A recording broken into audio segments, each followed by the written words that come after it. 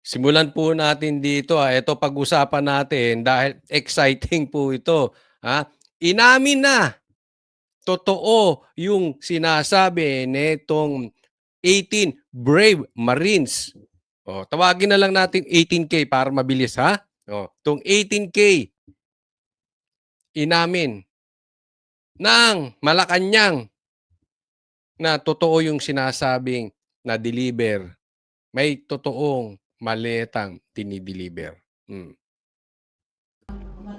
Sa mga letratong sinumite sa joint affidavit ng 18 dating sundalo ng pagde-deliver umano ng male-maletang pera sa ilang opisyal at personalidad, sabi ni Ombudsman Jesus Crispin Remulla, may nakitang isa na hindi raw tumutugma sa timeline ng kanilang kwento. When we investigated that angle, it appears that this delivery was done during the time of Speaker Lord Velasco.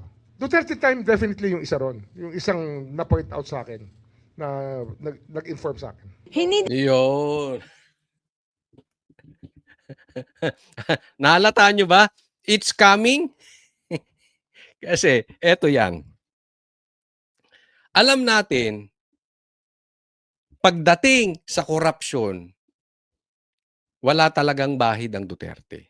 Pwede na nilang ibintang yung EJK, kung ano man yan, kung ano binibintang nila, babaero si PRRD. Hindi ko sinasabing totoo, ha? Oo. Pero pagdating sa korupsyon, lalong-lalo na itong ghost projects, alam nila sablay. Hindi nila maididikit sa Duterte. Siyempre, si Saldico ang nagbibigay ng maleta, di ba? Alam ka naman bigyan niya pa si BP Sara. Yung maleta na nga yun, ibang mga pinagbibigyan noon, yung iba doon, para sirain din si BP Sara. Naiintindihan. So, mati sila talaga dito pagdating sa ghost projects, pagdating sa flood control scandal, pagdating sa mga maleta boys, negatibo talaga ang Duterte. Ngayon, ang ginawa nito si Boying, ipinagdikit niya. So, ibig sabihin, hindi naman daw ngayon lang merong maleta. Yung mga maleta boys, hindi lang ngayon. Even nung dati pa. Even nung panahon pa ni PRRD. Di ba? So, sa madaling salita, hindi ko alam kung bobo to si Boying o sobrang bobo o tayo ang ginagawang bobo. Dahil dyan, napaamin siya. So, kailangan mong bigyan ng credit ngayon tong mga 18 Marines. Kasi ginigiba nila tong Marines eh. Diba? Ngayon, sinasabi nila dati pa, meron na. So, ibig sabihin, totoo yung sinasabi nitong mga Marines. Ngayon, kung totoo yung sinasabi ng mga Marines, ibig sabihin, nag-deliver talaga sila ng pera kay Bongbong Marcos. Tama o tamang-tama? Nag-deliver sila ng maleta na may lamang pera kay Tambaluslos, kay Romualdez. Tama or tamang-tama? Diba? Ngayon na sinasabi, nangyari din naman nung panahon ni PRRD. Di imbestigahan ninyo. Imbestigahan nyo kung sino yung involved nung panahon ni PRRD. Pero, imbestigahan nyo rin si Romualdez at saka si Bongbong. Kasi ngayon talamak eh. Kung totoo man dati, wala akong pakialam kung sinong tamaan dyan. Kung totoo yung sinasabi mo, imbestigahan nyo. Kung gusto nyo, electric chair nyo pa eh. Diba? Ako, positive ako dyan na negative ang Duterte dyan. Nagigets nyo? Baka yung tao sa ilalim, we don't know. Hindi ko sinasabing totoo. Diba? Pero mas lalo mong imbestigahan, Boying. Diba? Ikaw ang nakaupo ngayong ombudsman. Di lalo mong imbestigahan dahil alam mo pala malawakan dati pa eh. All the more na hindi mo dapat iwasan. Dapat mas pinapatawag mo yung mga Marines, pero hindi sila iimbestigahan mo. Iimbestigahan mo yung deliveries ng maleta. Dahil sinabi mo, totoo yung maleta. Sinabi mo, totoo yung deliveries ng maleta. Yun ang imbestigahan. Yari ka dyan, Boying. Nadali ka dyan sa mga yung kadaldalan mo. Tinukoy ni Remulla kung alin sa mga litrato ito. Pero ayon sa kanya, nun pa lang, may indikasyon na may tila may pagmamanipula sa kwento. What you see here is really a manipulation of facts to make it appear that that was that. But actually, they were playing with timelines. And this is one timeline that they played with, that this happened before the term of President Marcos. Naupong speaker si dating Congressman Lord Alan Velasco mula October 2020 hanggang sa matapos ang termino ni dating Pangulong Rodrigo Duterte. It's a very reliable person telling me. Kakabanan, dito muna tayo. Okay, so ang palusot niya, ito daw mga Marines, hindi reliable pagdating sa timeline. Ang lusot niya, dati. O di imbestigahan mo si Velasco kung gusto ninyo. Diba? Pero imbestigahan nyo rin si Bongbong Marcos saka si Romualdez. Hindi kayo dapat double standard. That picture was taken before, during the time that Lord Velasco was still the Speaker of the House. So there was a delivery of money already at that time. Tinukoy naman ni Remulla si dating Congressman Mike Defensor na nasa likod umano ng litrato at kwento. Pero may isa pa umanong mambabatas na sumususog nito. I have reason to believe that Mike Defensor was called to task already by people concerned with that picture that was shown. He was instrumental in putting together the affidavit. I think we all know that. He's not denying it anyway. Meron na lumapit kay Mike Defensor tungkol sa picture na yun. Sige, tanungin niyo siya kung sino yun. He might want to tell you. Congress. Member of Congress.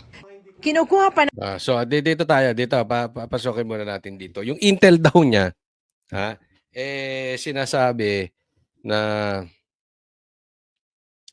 nung panahon pa ni Velasco 'yon, no? Hindi kaya yung intel nito si Boying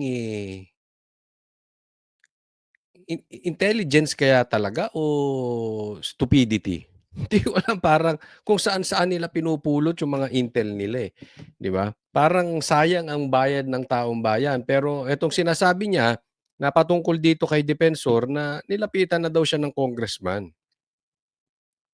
Tapos ipinapasa niya pa. Ang tawag ko dito sa ganitong style, lagi niyong tatandaan, paduda style. Hindi niya dediretsuhin, pero pipitikin niya sa media. Mahilig si Boying sa ganyan, yung mga paduda style. Pipitikin niya sa media para yung tao mag-iisip, ay oo, kinausap nga ng congressman si Defensor. Gusto niyo tanungin niyo sa kanya. Ang daming kumakausap. Dating congressman yan. Hindi natural, maraming kumakausap sa kanya. 'Di ba? Ngayon, kung ang usapin dito, si Defensor daw ang parang naging instrumento nito. Alam mo, hindi na issue kung sino instrumento niyan. Malay mo, ako instrumento niyan. Di ba? Di ba? Malay mo. Ako nagdikit-dikit dito sa mga Marines. And so what? Kung ang instrumento niyan, si Defensor. Kung ang instrumento niyan, si Baligod. Kung ang instrumento niyan, si Topacio. Kung ang instrumento niyan, si Lapu-Lapu. Wala na tayong pakialam doon. Ang imbestigahan mo, hindi yung instrumento. Ang imbestigahan mo, yung maletang nawawala. Yung laman ng maleta. Meron pa ako narinig. Hindi ko na sasabihin kung sino nagsabi sa akin. Basta read between the lines na lang. Yung maletang binibigay na Rimowa daw, peke. Peke. 999. Medium size, 999. Baka mamaya buy one, take one pa yung animal na yun. Kasi may Pero grabe laman ng pera, ha? Hindi ko na maalala kung nasa 40, 50, 60 o 80 million bawat maleta. Malupit. Huwag nga tayo magkaano-ano dyan, Boying. Ha? Meron din ako nadinig kay Boying. Mamaya sasabihin natin. Kinukuha pa namin ang panig ni Defensor at ni Attorney Levy Baligod ukol sa mga sinabi ni Remulla. Pero dati nang sinabi ni Defensor na wala siyang kinalaman sa affidavit, bagamat inaming tumutulong siya sa 18 dating sundalo. Maglalabas na raw ng sabina ang ombudsman laban sa 18 dating sundalo oras na makapagsumite ang mga ito ng individual nila mga affidavit. Dito, mas matatanong raw isa-isa ang mga nagpakilalang security aid tungkol sa mga detalye ng kanilang deliveries. Lilinawin lang natin kasi ang hinahabol natin dito yung kamalian pa rin. The act itself is still what we are after. Bakit galit ka? Ba't galit ka? Hindi, bakit gusto mong patawag? Ha? Bakit gusto mong patawag tapos isa-isa? Ano ba yan? I-date mo ba sila? Bakit hindi kailangan? Ito nga na, tanong ko sa isang abogado, ha? Magaling tong abogado. Kailangan bang affidavit? Pag may sinabmit na reklamo o notaryo, kailangan hiwa-hiwalay? First time ba mangyayari ito? Hindi naman tao. Madalas naman daw mangyari. Oo, tinanong ko, bakit hingi ng hingi to si Boying? Di ba? Kasi, ang gusto mangyari nito si Boying, sabi sa akin, gusto niya na merong magkamaling sumagot, na iba dun sa affidavit, di ba? Yung chances ng error. Pero alam mo, kahit bali-baligtarin mo yan, totoo ang sasabihin yan. Gustong gisahin isa-isa.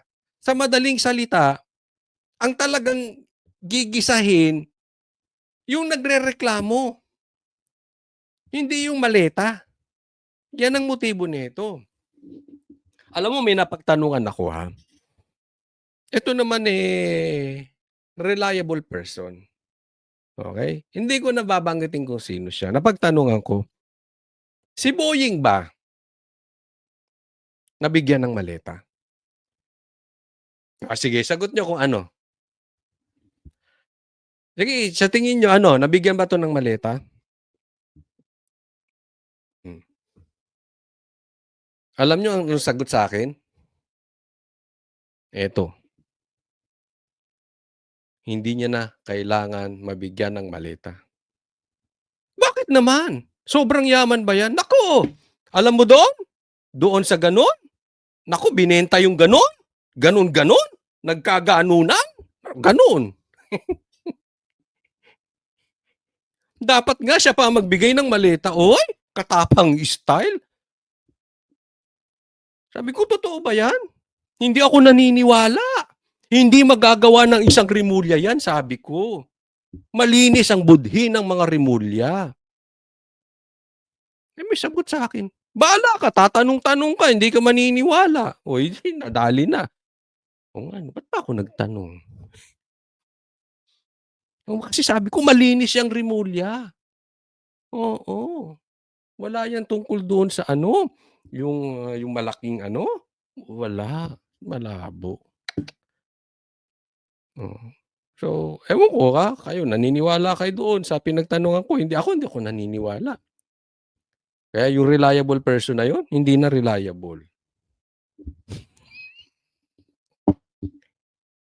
Ayos na.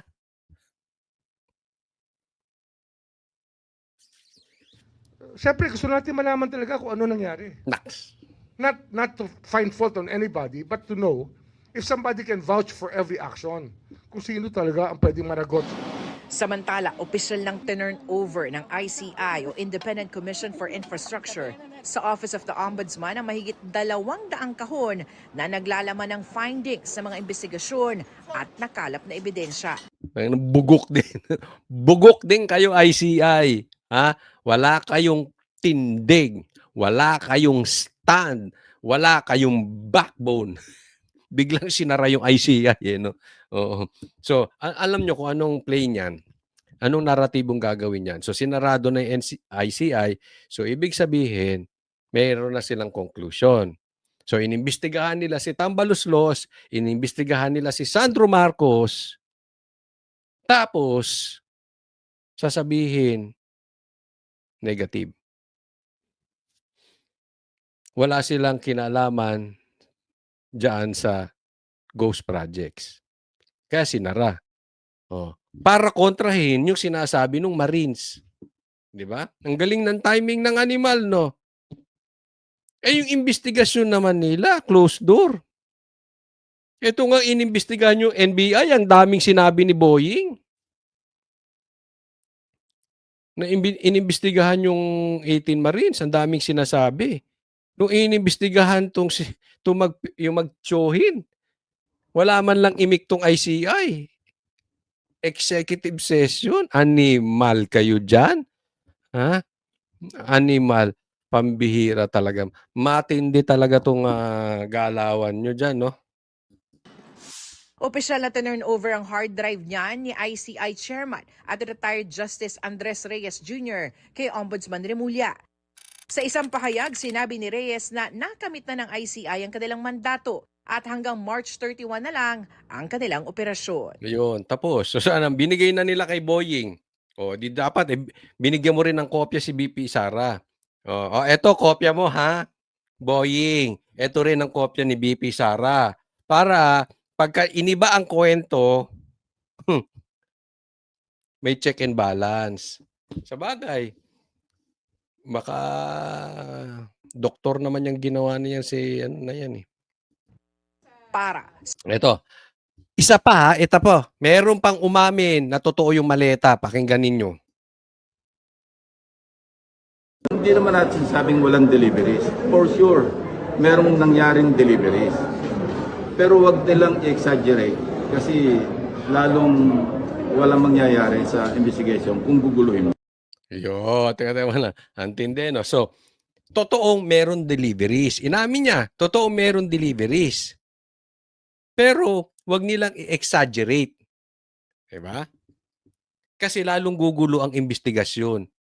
Eh, ikaw ang magulo eh. Animal ka, ayaw mong imbestigahan. Diba? Ngayon, sinabi, diba? Ito eh. Inamin mo na totoong may deliveries. Wag lang i-exaggerate. Ako, magtatanong ulit ako. AI ba to, Lacson? Di ba? Kung AI to, wala tayong pag-uusapan. Anyway, si Boying inamin na totoo yung maleta. Pero, lumalabas dito, inaamin mo na may deliveries ng maleta. So, in short, inamin mo, totoo yung deliveries kay Bongbong Marcos at kay Sandro Marcos. Eh, sasabihin na naman ni Auntie Claire dyan, nakakalungkot po, nakakalungkot. Laging ganun yung si Auntie Claire, di ba? Nakakalungkot po. Buti pa ang presidente nagtatrabaho, samantalang ang BP Sara hindi nagtatrabaho, nalulungkot. Nakakalungkot po. Ay malulungkot talaga sa sinasabi mo yung Lacson. Bakit inamin mo may deliveries? Wag lang ni-exaggerate. So, kung sa tingin mo nag-exaggerate etong 18K, di mas lalo mong ipatawag din sila para pitikin ang itlog. Pero Lacson, nakita ko na yung 18K. Pogi. Malalaki katawan. Baka malaki din ang nun. Ha? Ang puso. Malaki ang puso. Hindi mga pogi, ha? Talagang, alam mo naman ang Marines, eh. Oo. Di ba? Alam mo, ang balita ko sa Marines, ha? Hindi katulad ni Trillanes na traidor. Oo. May natanong akong ganun, eh. Baka may mag-traidor sa inyo. Baka gayahin si Trillanes na trinaidor yung Magdalo. Wala na pala yung Magdalo. Di umano, baka magalit si Trillanes. Pero sinabi sa akin eh. Oo, sinabi sa akin. Wala na daw yung Magdalo. O, nag-traidor daw sa Magdalo yung si Trillanes. Kaya nga sasabihin ko sa inyo, baka may mag-Trillanes din. Diyan sa 18K. Tinanong ko sila.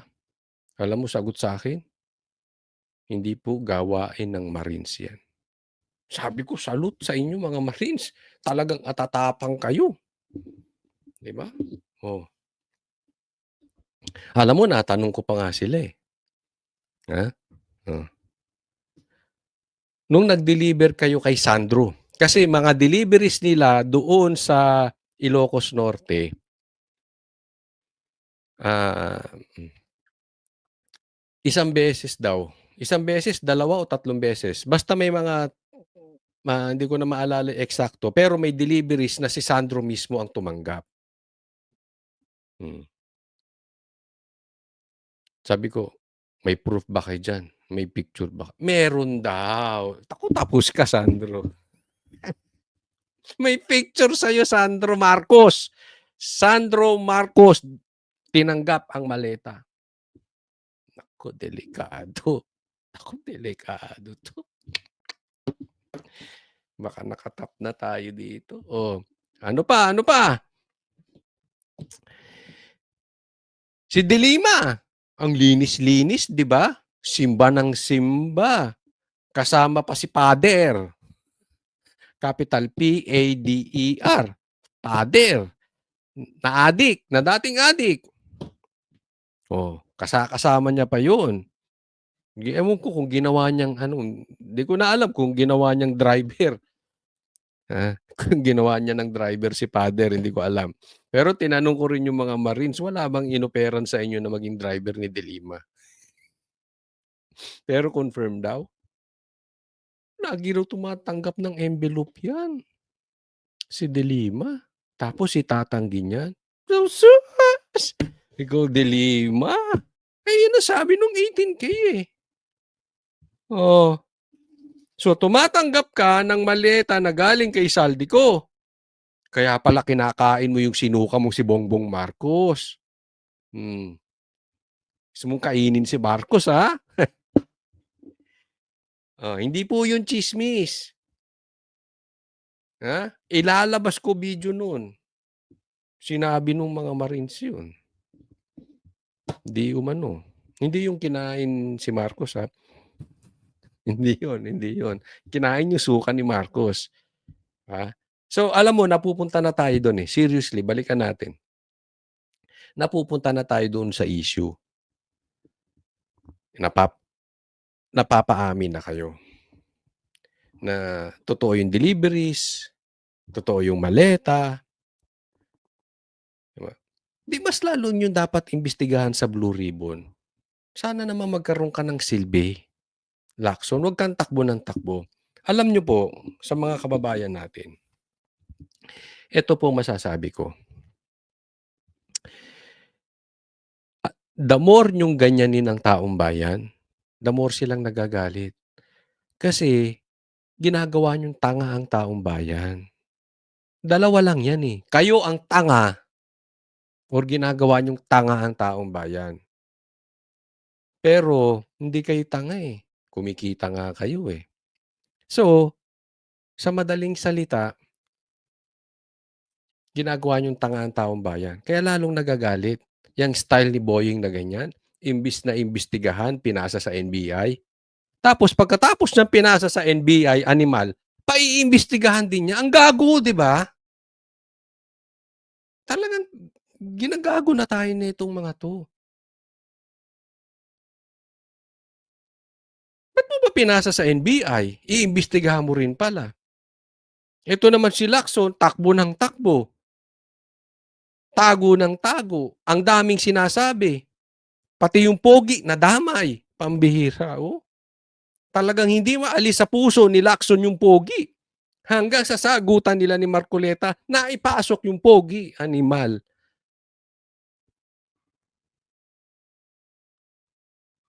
Imbis na imbestigahan, akala nyo, hindi nagagalit ang taong bayan? Talagang ginagalit nyo taong bayan. Isipin ninyo. Ganito problema sa bansa. Klase ng investigasyon mo, klase ng investigasyon ng NBI, klase ng investigasyon ng Ombudsman, klase ng investigasyon ng Senate President, klase ng investigasyon ng ICI. Ganyan ang resulta nyo. Walang nangyayari. Pambihira kayo. Pasadahan natin to ha. Hindi naman natin sabing walang deliveries. For sure, merong nangyaring deliveries. For sure. Pero wag nilang i-exaggerate kasi lalong walang mangyayari sa investigation kung guguluhin mo. Di ba? Kami ang boses ng masa, hindi natatakot. Katotohanan lang, di kami nalulunod. Walang bahid ng sismis, lahat ay totoo. Kahit sino ka pa, pag mali ka babanatan ka. Walang pinipiling kulay, wala kaming kinikilingan. Basta para sa bayan, kami lalaban. Pagdama palakpakan, pag mali banatan. Di matitinag, di matatakot, para sa bayan tuloy ang sigaw. Sa harap ng kamera, walang halong takot. Mga baluktot, lahat kayo'y tutumba. Ang hustisya at totoo, yun lang ang mahalaga. Kahit sinong harang, di kami matitinag. Walang pinipiling kulay, wala kaming kinikilingan. Basta para sa bayan, kami lalaban. Pag tama palakpakan, pag mali banatan. Di matitinag, di matatakot, para sa bayan tuloy ang sigaw. Kung nasa tama ka, ikaw ay aming kasama. Pero pag mali ka, handa ka na bang mabasag? Banateros kami, walang inuunan. Dahil bayan muna, bago ang sarili.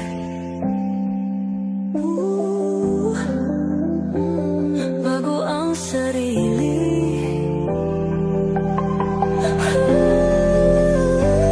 Pag tama palakpakan, pag mali banatan. Banateros ang sigaw, katotohanan ang laban.